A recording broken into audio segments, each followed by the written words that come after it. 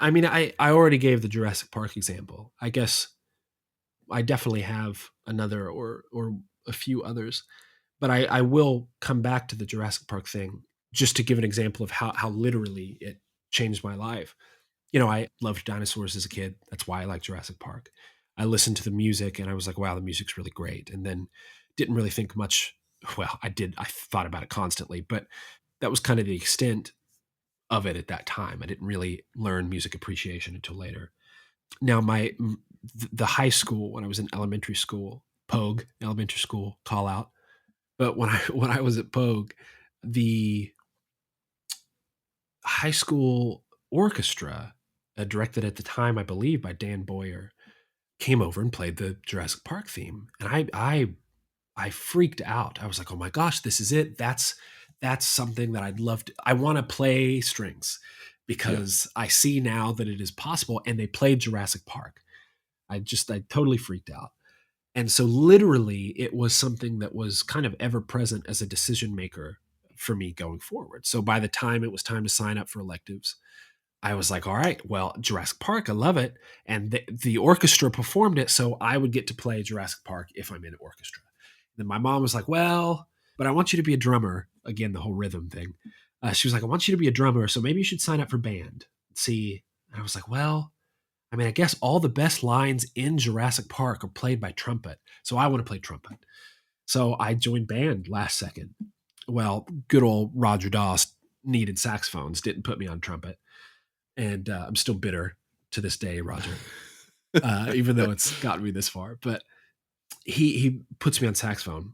But we read Jurassic Park. We sight read Jurassic Park. I think it was towards the end of my either 7th or 8th grade year as kind of a, okay, Austin, like, yes, we'll read through Jurassic Park.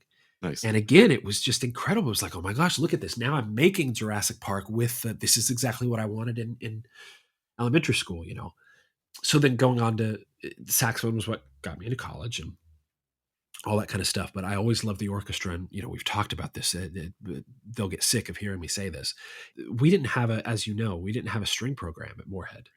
So the first time I heard an orchestra really and kind of recognized what was happening, because of course I might have when I was a bit younger, was the Cave Run Symphony Orchestra in Moorhead. I was like, wow, this is so cool. And it's a semi-professional orchestra.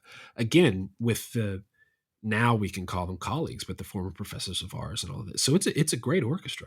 And it did not even exist when I was It in school. didn't. It So didn't. yeah, this It is came recent. about. Yeah, it came about, and I interned with them and did string bowings for Sue Ann Blair, copied all of her string bowings to Oh, all of jeez. is wild. I'm sure you remember Sue Ann Blair. Yeah.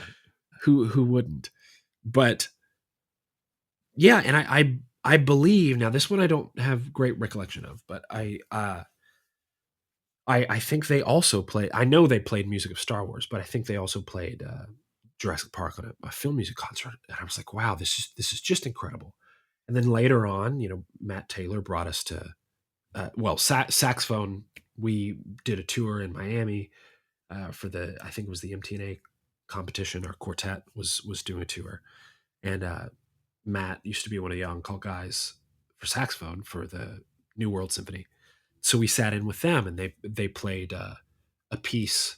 And again, I'm trailing together breadcrumbs of a story here, a common trend. I'm sure people know by now this deep into the podcast, but they played Hindemith's Symphonic Metamorphosis, which I had never heard. And certainly up to that point, I had never heard an orchestra of that quality, of that stature, especially performing such a great work. I heard them play that piece and then rehearse the piece, which, again, the first time I've ever seen an orchestra rehearse, completely changed the way that I thought about orchestration, that I thought about writing, because I hadn't written for strings at that point, because again we didn't have a string program. So it kind of shifted everything for me. It kind of opened up this world of composition as I had thought of it, maybe very narrowly, film music and wind band music. That was all I was kind of, and then the world of orchestra music in a way that was tangible, a lot more tangible, watching rehearsals and that kind of thing. It really opened my mind to kind of to every approach. I mean, I think my vocabulary tends to narrow when I think about or try to express things that I'm very passionate or care a lot about. Simple vocabulary sometimes is maybe just the best to get across a point. But yeah, I don't know. I was kind of in awe of that.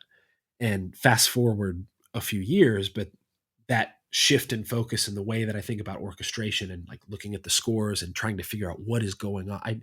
I watched a YouTube video of the score for the Symphonic Metamorphosis, specifically the last movement. Listening to that, looking at the score follow along on YouTube, and I was like, "Oh my gosh, this is just fascinating." But also realizing it wasn't that complicated. The parts are not that complicated. I was just I have an intern doing a little bit of shadowing and work and experience for me, and we were talking specifically about this of looking at something that sounds so complicated and that you love so much, and then realizing that it actually is not that complicated, and that's kind of the beauty in it. I'm looking here again, getting over COVID. I'm looking here at my what is it? My cough drops, my menthol cough drops, and a copy of the piano reduction of Copland's Rodeo or Rodeo, or different people pronounce it different ways, but Hoedown from Aaron Copland. And it's like, wow, this is not that complicated, but it is so masterfully, craftfully done. It's Right. just, it's again, limited vocabulary when I get passionate. It's amazing. It's great. It's wonderful. It's beautiful. I mean, I say the same things over and over and over again. But anyway, the whole one piece changing your life thing, that change and shift of the way that I think about how I approach music informed how I wrote for orchestra for the first piece with strings for my application to the Frost School of Music, which got me into Frost, which then opened the door to working with an orchestra and having those kind of experiences, which further kind of attuned my skills and pointed me in the direction towards going to USC, which was a very specific, prescriptive at the time type of degree that was very focused in orchestral film music.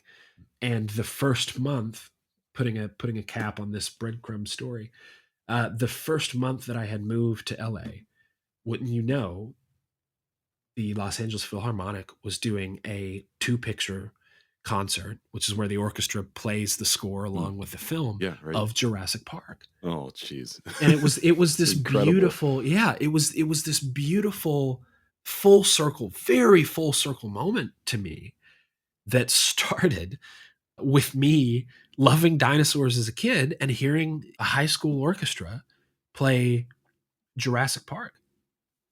So yeah, Jurassic Park, absolutely, that score fundamentally changed the way that the direction of my life, let alone how much I have studied that score and how that score has influenced my writing even on a daily basis. I mean, the journey to the island is one of my favorite cues, maybe of all time. But to an Easter egg for viewers as far as how something like this might be able to change your process, when you stop for a second to realize that the theme for Jurassic Park is really a choral church hymn Mm, that plays the first time you see a dinosaur in a movie that is about man playing God. It's a high concept film that at its core is about man playing God. I always get chills when I talk about this. What better a place for a church hymn than the first time man successfully plays God and you see a dinosaur on screen for the first time? I mean, these kind of results, when you hear great scores in this kind of thing, like these are the kind of thoughts that are shaping the lives of people you walk around with. John Williams was like, you know what? This is a good decision. This is a high concept film. Let's do this. It works perfectly. He gets away with it because he has a wonderful relationship with Steven Spielberg, and he trusts him. And then that impact of a film that I think came out before I was born. Jurassic Park was, 93, ni 94. 93 or 94, yeah. Yeah. Completely changed the course of my life.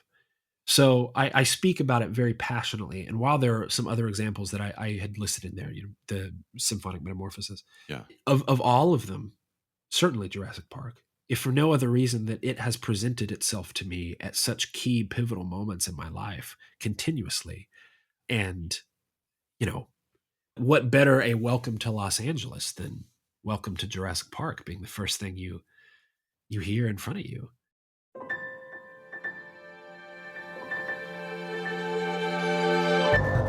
Thank you so much for tuning in to Micromaker by Loose Leaf Transmissions. We hope you enjoyed this brief glimpse into the inner workings of the creative life. If this resonated with you, be sure to check out the full conversation on Music Maker with Tyler Kline, a podcast exploring craft and process, philosophy and inspiration, and the honest, often messy parts of being an artist, creative uncertainty, purpose and identity, and resilience. You can find Music Maker wherever you get your podcasts or by visiting musicmakerpodcast.com.